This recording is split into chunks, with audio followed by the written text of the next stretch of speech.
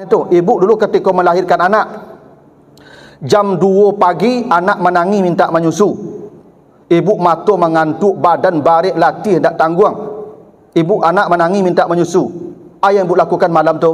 Ibu tutup muncung anak tu bantah? Enggak. Duduk ibu, jago ibu, gendong anak bersusuan sampai dah rakuk-rakuk nak betul. Itu korban namanya tu. Apa itu korban? Biarlah asalnya bahagia, biarlah ambo susah. Tak betul? Biar saya ini menderita, asal dia bahagia, itu hakikat kurban. Tak mendabi jauhi lo pe. Korban itu mendahulukan bahagia orang. Orang kalau korbannya benar, Bapak Ibu, tidak akan pernah pertengkaran ada di muka bumi. Itu makanya Kabil dan Habil bakok bertangka, karena korban Habil diterima, korban Kabil ditolak. Bakok korban Kabil ditolak, egonya tidak hilang. Orang yang korbannya benar, egonya selesai. Dia tidak akan memikirkan dirinya. Baca hadis, kalau ada perempuan menggugat cerai suaminya, Allah haramkan mencium aroma surga. Ayyumra'atin talabat min zawjiha talaqaha faharamun 'alaiha raihatul jannah. Kalau ada perempuan menggugat cerai suaminya, Allah haramkan mencium aroma surga. Makanya ibu-ibu kau dapat suami yang tak ideal tadi, dulu eloknya, kini lah berubah saja. Ibu tahan korban, tu korban namanya tu korban.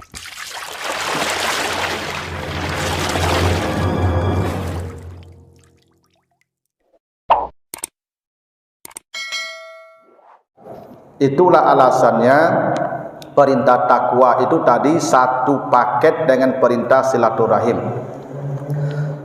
Bapak Ibu, kalau baca ayat-ayat tentang ibadah selalu terhubung dengan relasi dengan manusia. Misalnya begini, Bapak Ibu kalau baca surat Al-Maun, apa kata Allah? Fawailul lil musallin, neraka wel bagi orang yang salat. Ada orang salat kata Allah tapi tempatnya di neraka, nerakanya paling bawah lagi, well. Karena Nabi pernah ditanya, ya Rasulullah apa itu well? Kata Nabi, well itu jubun fi jahannam, lembah di dalam neraka jahannam. Jadi jahannam itu ada dataran tingginya, ada dataran rendahnya, ada lembah-lembahnya. Apa ya? Lembahnya itu disebut well, dan itu yang paling dahsyat daripada azab jahannam. Ternyata lembah jahanam itu dihuni orang yang salat.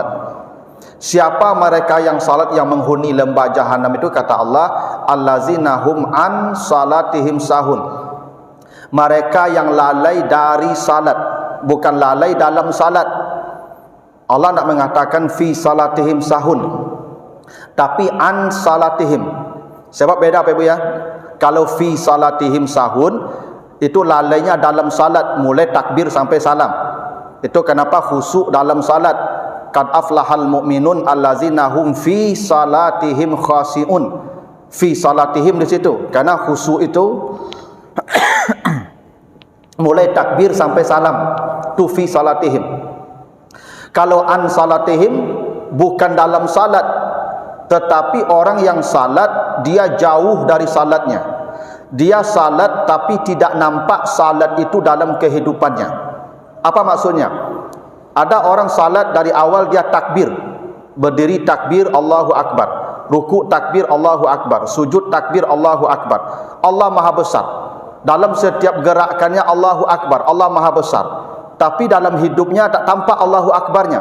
Ketika ada masalah dia langsung gelisah, keluh kesah. Itu dia lalai dari salat nama itu. Tak paham dia Allahu Akbar tadi. Tak tampak Allahu Akbar dalam hidupnya. Dia salat salam, Assalamualaikum, Assalamualaikum, damai, selamat, tenang. Tapi hidupnya tak pernah berdamai dengan orang. Tetangganya tak pernah akur dengan dia. Dengan apa? Dusanak keluarga itu bertengkar. Di kantor banyak lawan. Dimanapun ada musuh. Maka orang yang begitu disebut dengan lalai dari salatnya. Jadi bukan lalai dalam salat, dia salat tapi salat itu tak tampak dalam hidupnya. Bagaimana mungkin orang yang salat tapi hidupnya tidak berdamai dengan orang? Itu yang celaka dalam salat. Apa maknanya itu? Salat tidak akan bernilai apa-apa kalau tidak tampak buktinya dengan apa baiknya relasi dia dengan orang lain. Itu yang masuk neraka. Itu yang neraka wel tempatnya. Bapak Ibu kalau baca lagi surat Al-Muddassir ayat yang ketiga, ayat yang ke-40 sampai 43. Fi jannati yatasaalun anil mujrimin ma salakakum fi saqar qalu lam nakum minal musallin wa lam nakun nut'imul miskin.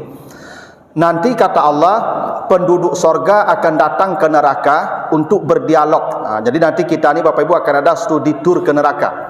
Ya, akan ada studi banding ke neraka, melihat betapa dahsyatnya neraka supaya terasa nikmat sorganya. Kadang-kadang begitu Bapak Ibu. Kalau ingin terasa nikmat kita banyak, kata Nabi, unzur ila man asfala minka, lihat orang yang di bawah kita. Jadi kalau Bapak Ibu ingin tahu nikmat kita banyak, maka lihat orang yang keadaannya lebih buruk dari kita. Niscaya kita akan bersyukur dengan banyaknya nikmat diberikan Allah kepada kita. Nanti penduduk sorga akan disuruh datang ke neraka. Mereka datang ke neraka untuk melihat keadaan penduduk neraka, sekaligus bertanya apa sebab mereka masuk neraka. Ketika ditanya masalah kakum fi sakar, kenapa kalian masuk neraka? Apa jawaban penduduk neraka? Satu, lam naku minal musallin, dulu kami tidak salat. Walam naku nut'imul miskin, dulu kami tidak ikut memberi makan orang miskin. Coba Bapak Ibu perhatikan jawabannya. Dua, kami dulu tidak salat, dengan Allah urusannya. Yang kedua, kami tidak ikut memberi makan orang miskin. Sehebat apapun salatnya, kalau tidak punya peduli dengan derita orang, tetap neraka tempatnya. Ini menjadi bukti betapa ibadah itu tidak pernah los dari kesalehan sosial. Semua ibadah yang kita kerjakan itu buahnya adalah hubungan baik dengan manusia. Salat salah satu contohnya. Bapak Ibu kalau puasa itu imsak, menahan makan minum, merasakan derita orang miskin. Apa ujung dari puasa? Zakat fitrah. Apa itu zakat fitrah? Tu'matan lil masakin, memberi makan kepada orang miskin. Itu buah daripada puasa, kepedulian juga. Bapak Ibu zakat itu hebat lagi. Makanya kata Allah, khuz min amwalihim sadaqah tutahiruhum wa tuzakihim. Ambillah harta mereka sebagai zakat untuk mensucikan harta mereka dan mensucikan jiwa mereka. Jadi zakat itu mensucikan harta dan mensucikan jiwa. Karena orang yang kaya tidak berzakat, itu sebenarnya orang itu jiwanya sedang bermasalah. Makanya Bapak Ibu, walaupun dia berzakat, orang yang berzakat itu sebenarnya hatinya sedang bermasalah. Karena setiap orang yang berzakat itu sebetulnya dihinggapi penyakit kikir. Orang yang berzakat itu sebenarnya hatinya kikir. Itu kenapa dia kena zakat. Andai dia tidak kikir, tidak akan pernah berzakat. Andai dia tidak kikir, dia tidak akan pernah berzakat. Kenapa? Hartanya kenapa wajib zakat? Karena dia simpan. Makanya zakat itu diwajibkan karena dia menyimpan harta. Allazina yaknizuna zahaba wal fiddah. Orang-orang yang menyimpan emas, menyimpan harta, itu yang wajib zakat. Makanya coba emas yang mana yang wajib zakat Bapak Ibu? Yang disimpan. Yang tidak disimpan tidak wajib zakat. Makanya ibu-ibu kalau tidak mau berzakat emas, pakai sadonya sampai kuning badan ibu tu, pakai sadonya. Kalau dipakai tidak wajib zakat. Tapi kalau ibu pakai pai baralik saja, pai arisan, pai manggaya, wajib zakat tu. Kenapa? Disimpan. Yang menyimpan tu tanda orang kikir. Ya enggak? Kalau dia tidak kikir, tidak akan menyimpan itu. Kalau ada ibu-ibu di rumah penyuruhan sambal, kan ada ibu-ibu ko sambal tiup masaknya suruhan dulu. Yang menyuruhan sambal tu tanda kikir tu. Ya kalau tidak kikir makan salah, habian salah, tak begitu? Makanya orang diwajibkan zakat itu karena hatinya sedang bermasalah, kikir dia itu. Maka coba perhatikan, coba baca Bapak Ibu apa definisi zakat. Zakat itu mengeluarkan harta tertentu hartanya di waktu tertentu, ada waktunya, haul namanya, kepada orang tertentu, ada asnaf namanya, penerimanya 8, dan dalam jumlah tertentu, jenis tertentu, kepada orang tertentu, di waktu tertentu. Semuanya tertentu. yang tertentu itu tanda kikir. Kalau tidak kikir, tidak ada batas. Jadi zakat itu Bapak Ibu, prinsipnya karena orang itu sedang bermasalah hatinya. Makanya Bapak Ibu yang wajib zakat sebenarnya kena ada kikir di hati itu. Kalau orang tidak kikir, tidak akan pernah berzakat. Kenapa? Tidak akan pernah senisab hartanya itu. Dapat bagi, dia hanya ambil untuk kebutuhan dia. Kapan dia berzakat tu? Orang berzakat itu karena hatinya kikir. Itu kenapa tujuan zakat tadi mensucikan harta dan mensucikan jiwanya. Karena kekikiran itu akan mendatangkan kerusakan pada tatanan sosial. Orang kalau kikir Bapak Ibu, kata Allah akan muncul orang-orang dengki. Kalau banyak orang dengki kepada orang kaya, akan banyak perampokan, pembegalan, pembunuhan. Itu karena orang kikir banyak. Orang kaya kalau kikir, itu kejahatan banyak, meningkat. Percayalah Bapak Ibu, itu kenapa zakat dipaksa. Makanya ada amil. Amil itu tugasnya mengaudit harta orang beriman. Datangi mereka ke rumah mereka, hitung harta mereka, ambil langsung, distribusikan. Jadi amil tu tidak duduk di kantor kerajaan Bapak Ibu. Tak menunggu orang datang menerima zakat, amil tu lah. Tak menunggu orang miskin menjapui zakat lah. Amil itu auditor. Diauditnya semua harta orang beriman. Diambilnya langsung. Makanya kalau amil bekerja sesuai tuntunan agama Bapak Ibu, itu pajak tu tak perlu ditarik. Cukup menghidupi negara dengan zakat ini. Terlalu banyak orang miskin Bapak Ibu. Cuman amil tak bekerja sebagaimana mestinya. Makanya di masa Abu Bakar, kalau ada orang kaya tidak mau berzakat, diperangi, dibunuh. Satu-satunya ibadah yang boleh membunuh orang itu kalau tidak dia laksanakan itu zakat. Orang tidak salat, biarkan urusan dia. Orang tidak puasa, biarkan urusan dia. Orang tidak haji, urusan dia. Tapi kalau orang tidak berzakat, perangi, bunuh, negara boleh melakukan itu. Kenapa? Karena hatinya sedang bermasalah. Orang yang tidak berzakat itu akan mendatangkan persoalan sosial. Nah, itu kenapa zakat itu manusia itu pokoknya. Hubungan dengan manusia itu zakat. Haji juga begitu. Coba Bapak Ibu lihat haji. Haji apa yang paling pertama rukunnya? Ihram.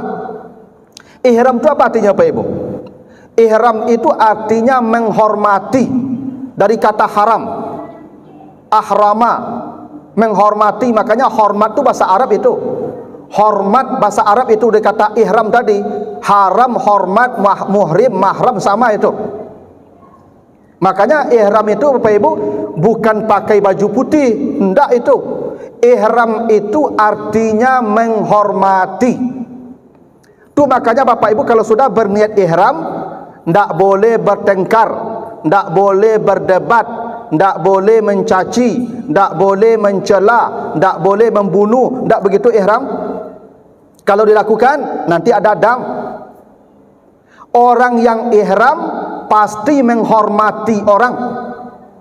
Bukti dia ihram, dia menghormati orang. Itu tadi dia dilarang berdebat dengan orang.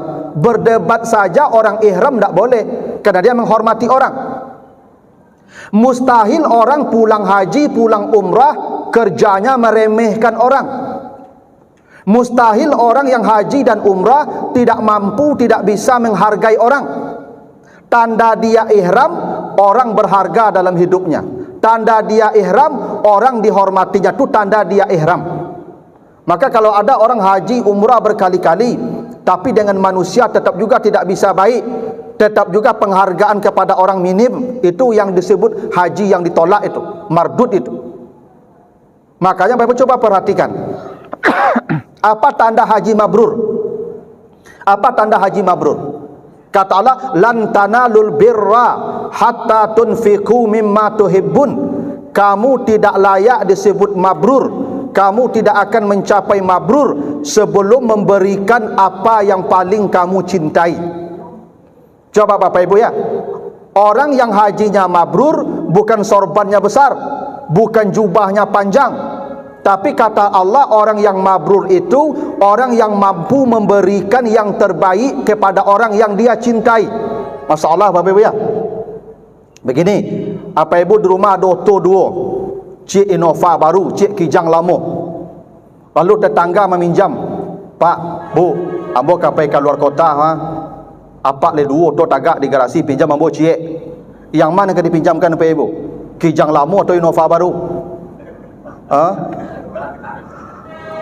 Oh, ambo kijang lama selesai, ada apa-apa, udah baik namanya tu, tapi belum mabrur. Yang mabrur itu Innova bawa dapat, kijang tinggal dek ambo. Itu mabrur namanya itu. Itu yang mabrur. Apa itu mabrur? Memberikan yang terbaik pada orang yang dia cintai. Itu buah dari haji tadi, umrah itu buah dari ihram tadi. Ya, maka kalau ada orang Bapak Ibu lah pulang haji tapi belum mampu begitu, belum mabrur namanya itu. Belum mabrur itu. Makanya Nabi Ibrahim contoh yang mabrur. Nabi Ibrahim itu Bapak Ibu 80 tahun menunggu anak, tapi Allah ingin sudah dikasih yang paling dia cintai. Makanya Nabi Ibrahim itu Bapak Ibu diceritakan dalam kitab Ihya Ulumuddin, Nabi Ibrahim tidak pernah tidur di malam hari kecuali dia sudah memberi makan di hari itu antara 10 sampai 100 orang. Kata Nabi, Nabi Ibrahim itu baru mau tidur kalau di hari itu sudah memberi makan 10 sampai 100 orang. Itu Ibrahim. Belum tidur dia kalau hari itu belum memberi makanan kepada 10 sampai 100 orang. Itu hebatnya Ibrahim. Makanya Ibrahim itu Ibu, kalau ada makanan di rumahnya, kadang dia berjalan sampai 3 mil, sampai 6 kilo kurang lebih untuk mencari kawan makan. Kalau ada makanan di rumahnya, Ibrahim itu tidak pernah makan sendiri, dicari orang berjalan kaki sampai 6 kilo untuk mencari kawan menemani makan. Beda Jawa. Awak datang orang ke rumah lah, pulangnya baru makan awak. Bapak Ibu, kalau nanti ada tamu ke rumah tu, contohnya Ibrahim itu, famala bisa anja'a bi'ajlin samin, belum tamunya duduk, belum diajak berbicara, sudah datang dah panggang anak sapi yang hangat. Itu Ibrahim begitu Pak. Ibrahim tu kok datang tamu ke rumah Pak, alun mauta aja tamu le Pak. Alun mauta le, belum duduk sempurna tamunya, hidangan sudah datang panggang anak sapi. Ini orang Arab dulu Ibu, makanan paling mewah kok panggang anak sapi. Anak sapi kok Ibu di dabi, di kaluan, di siparutnya dia gi bumbu tu diguliang, dibakar. Itu makanan mewah Ibu. Anak sapi tu wangi. Dagingnya wangi, tulang-tulangnya rapuh. Jadi kalau panggang anak sapi kok enak. Tapi kalau induk sapi enggak. Kalau sapi lah gaik kok lah nyi. Yang sama jurang Pak Ibu, jurang kok kan makin tua makin baun ke. Samunya jawi cedoy Pak Ibu tu. Tu makanya orang Arab tu suka makan panggang anak sapi. Ini panggang anak sapi ini simbol makanan mewah. Jadi ibu bapak kalau datang tamu ke rumah, itu hidangkan makanan yang paling mewah yang ada di rumah tu. Kok ada kue, tamu datang ke rumah ambil kue yang paling mahal. Jangan kue maloyang, kue sapi je Pak Ibu lah, macam makan kacang kacau saya kami ya petamu Pak Ibu. Begitu aturannya tu. Jadi itu buktinya ibadah itu melahirkan kesalehan sosial. Bila ada ibadah tidak berdampak pada kesalehan orang, maka ibadah itulah yang celaka orangnya. Bahkan kata Nabi begitu kan, ada orang salat masuk neraka, ada orang puasa yang tidak dapat apa-apa kecuali haus dan lapar.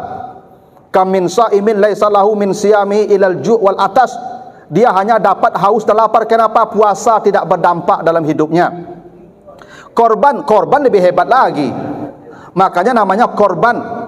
Jadi korban tu bukan mendabi jawi Pak Ibu. Kalau mendabi jawi mah gampang, 1.300.000 tahunnya tak payah mana lah.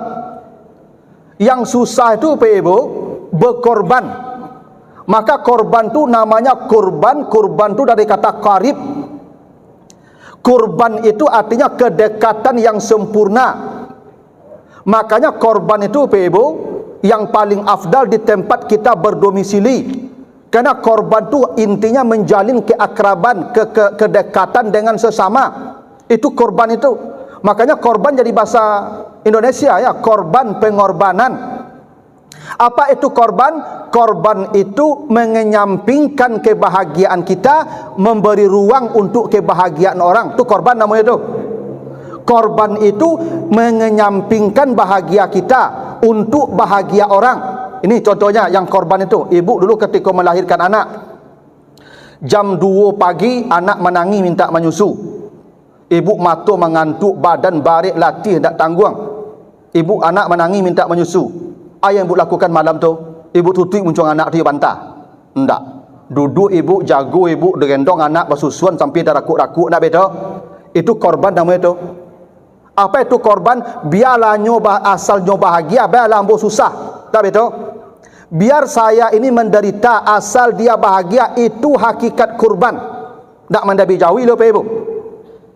Korban itu mendahulukan bahagia orang. Orang kalau korbannya benar, Bapak Ibu, tidak akan pernah pertengkaran ada di muka bumi. Itu makanya Kabil dan Habil bakok bertengkar karena korban Habil diterima, korban Kabil ditolak. Bakok korban Kabil ditolak, egonya tidak hilang. Orang yang korbannya benar, egonya selesai. Dia tidak akan memikirkan dirinya. Itu di jalan raya tu, Ibu, kalau orang berkorban, benarlah korbannya, tidak akan ada kecelakaan. Tidak akan ada klakson berbunyi. Nyok klakson berbunyi ko de ego ko, dan kau dulu minggir rang tu basuh tu. Dah betul? Bapak Ibu kok menghidian klakson tu, minggir rang dan lewat dan dulu dan tegage, dah betul dah? Orang kalau korbannya benar, tidak akan memikirkan dirinya orang nomor satu. Tidak akan ada kecelakaan tu kalau korbannya benar. Tidak akan ada perceraian. Tidak akan ada perceraian di muka bumi kalau masing-masing suami istri berkorban. Kalau dapat ibu suami penyerenge pamberang, ibu berkorban, biarlah penyerenge panjang sudah ba'alo, biarlah nyo sanang susah pun dak ba'alo, korban namanya tu. Apa cerita lo dapat istri dan rewel, apa berkorban, biarlah ya merepet-repet lah nyo dak ba'alo ambo antuk, itu korban tu. Tapi kau ada orang denjenkan kakala le podo sudah kana mu dia tu korbannya ditolak tu Pak. Kan itu makanya korban itu kan separuh diterima, separuh ditolak. Siapa yang berkorban pertama? Kabil dan Habil, dua manusia. Siapa yang diterima? Habil. Siapa yang ditolak? Kabil. Artinya apa? 50% korban diterima, 50% korban ditolak. Sebanyak ini manusia yang berkorban setiap tahun, hanya separuh korban yang diterima Allah, separuh ditolak. Kenapa diterima? Kenapa ditolak? Tak nampak korban dalam hidupnya, tu tolak tu. Ibu kalau masih ego, tu tanda korban ibu ditolak. Kalau berang-berang apa ke ibu? Lalu ibu nampak tu kopi, ibu nampak tu minum, tu tanda korban ibu lepas tu. Tapi kok berang apa ke ibu? Tu ibu antuk lah, dah sapu-sapu lah nyolo. Tu ibu korban ibu ditolak Tuhan tu. Betul lah apa yang benar korbannya. Ibu kau melawan ibu kau nyagi berlanjut tambah tarui. Melawan ibu kau tambah berlanjut ibu kau tarui. Itu korbannya pak kau lepas tu. Ya. Jadi korban itu ibu mengenyampingkan bahagia kita demi bahagia orang. Tu makanya korban itu paling tinggi derajatnya. Tu makanya istri Fir'aun surganya paling tinggi walaupun dia tidak salat, tidak puasa, tidak zakat, tidak haji, tidak umrah. Tapi istri Fir'aun dia berkorban dirinya untuk suaminya Fir'aun. Ditangani, dilapak, disipak, dipijak tiap hari. Istri Fir'aun dia tidak pernah melawan, tidak pernah menggugat cerai, dia hanya terima apa adanya. Ya begitulah suami saya. Itu istri Fir'aun tu hebat Ibu. Pengorbanannya untuk suaminya hebat. Dapat suami Fir'aun, nyo lapak, nyo pijak, nyo sipak tiap hari tu. Tak pernah melawan tu Ibu. Tak pernah dia gugat cerai tu. Tak pernah update status tu. Ya. Model ibu-ibu kini kan untuk sebentar update status kalau bercakap je suami tu. Ya dah. Bercakap je suaminya kan langsung nyo update status tu. Tak kusangka. Itu ya. Tu ibu-ibu contoh tu. Sehingga tahulah orang perangai suami ku sepanjang dunia kau. Makanya kini kau ambo acuk bagi ceramah apa ibu ka ya apa-apa milenial. Ya, ambo pasal ambo cieknya apa-apa zaman kini ko di ibu-ibu ko yo akrab yo medsos ya ambo. Apa kalau bercakap je orang rumah capek minta maaf sebelum yo update status. Sebab kalau nyo update status apa habis apa. Ambo kalau bercakap je orang rumah ambo apa bercakap hebat kau, lama ambo minta maaf ya. Tu nyo update status ni ceramah santiang amal kosong. Habis jamaah ambo apa ibu? Lurui jamaah ambo disedoi apa ibu? Ya, dia baca je oh kacau tu ustaz dok rumah ke rumah ini Pak. Istri Firaun dak ibu? Ndak ada melawan, ndak ada menggugat cerai, ndak. Makanya ibu-ibu pernah ada baca hadis. Kalau ada perempuan menggugat cerai suaminya, Allah haramkan mencium aroma surga. Ayyumra'atin talabat min zawjiha talaqaha faharamun 'alaiha raihatul jannah. Kalau ada perempuan menggugat cerai suaminya, Allah haramkan mencium aroma surga. Makanya ibu-ibu kau dapat suami yang tak ideal tadi, dulu eloknya, kini lah berubah saja. Ibu tahan korban, tu korban namanya tu korban. Jangan ibu putuskan hubungan dia nya. Itu hebatnya ibadah tu, Ibu. Jadi korban tu bukan mandabi jawi. Mandabi jawi mah gampang, tak payah mana loh. Yang susah tu berkorban. Korban. Tu makanya simbol korban itu Nabi Ibrahim. Habil tu memberikan nyawanya demi kebahagiaan kakaknya. Tu korban namanya itu. Tu makanya hakikat korban itu membalas keburukan orang dengan kebaikan, tu korban tu. Nyo bahagia, awak susah dah baalo. Tu yang korban namanya. Ya. Jadi kalau Pak Rektor yang berkorban, Pak Rektor, kalau ada dosen pegawai yang kritis, yang selalu mengkritik Pak Rektor, yang mengkritik itu lagi jabatan, itu korban nama tu Pak. Tapi kalau yang mengkritik dihukum, itu korban Pak Rektor ditolak tu. Gitu Pak. Jadi korban yang benar itu kalau ada orang salah, balaslah dengan kebaikan. Itu yang korban. Kan korban begitu, mengorbankan diri kita. Makanya menyembelih keegoan. Maka yang suka memuji-muji Pak Rektor, usah lagi jabatan yang mengkritik. Begitu. Nah, itulah hubungan antara ibadah dan kesalehan sosial. Tidak pernah ibadah itu loss dari relasi dengan manusia. Buahnya selalu hubungan baik dengan manusia. Begitu Bapak Ibu yang bisa saya sampaikan karena keterbatasan waktu. Mudah-mudahan ada manfaatnya, lebih kurang mohon maaf. Wassalamualaikum warahmatullahi wabarakatuh.